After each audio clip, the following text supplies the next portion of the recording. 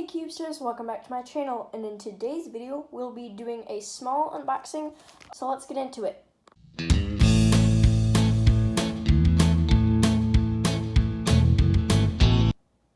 Alright, so I believe we can just tear it from the back, and I'm pretty sure it's just one small stickered cube that I have not gotten yet. So, yep, there it is, in there. So, this is our receipt, and the Angstrom Research, and the Thecubicle card. And then, okay, so this does come with a little bit of packaging, which you can easily rip off. Let's see if I can get this. Perfect. So let's test out turning. Oh boy. And then on the other side, let's try T-perm. Yeah. This is probably like picture cube performance, if you know what I'm talking about. Like the picture cubes you can get from the Dollar Tree, which is not a good thing. Yeah, do not recommend this cube unless you're a collector. Let's try and look at the internals. So, pretty small edges.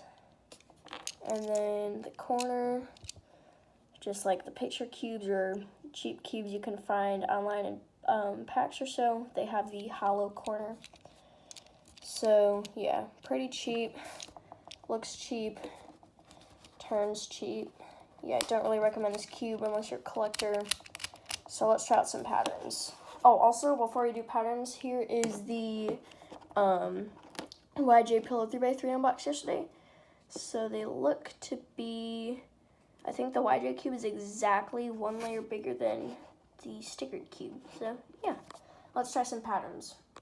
Alright, so before we do the patterns, I'd just like to mention that it is pretty much a pictured cube, built like a picture cube, has the hollow, like short stubby edges, hollow corners and edges some places.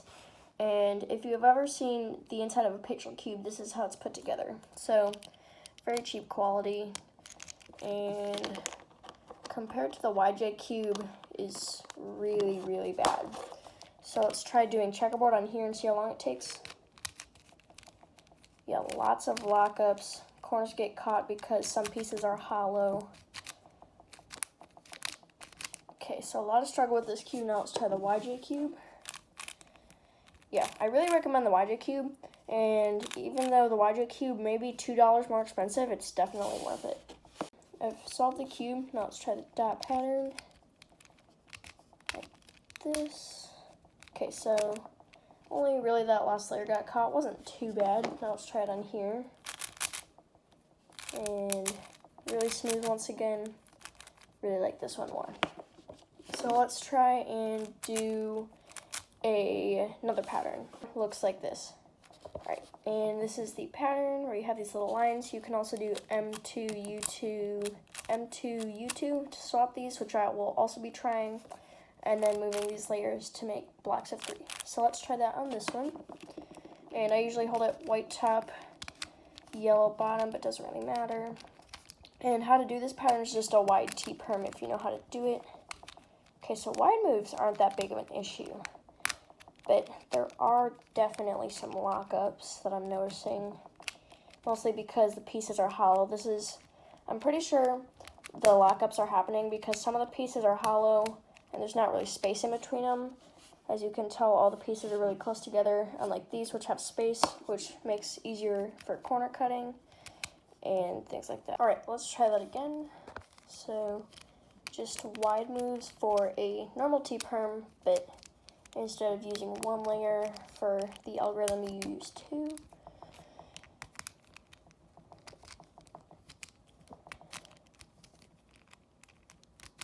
Then you do it again.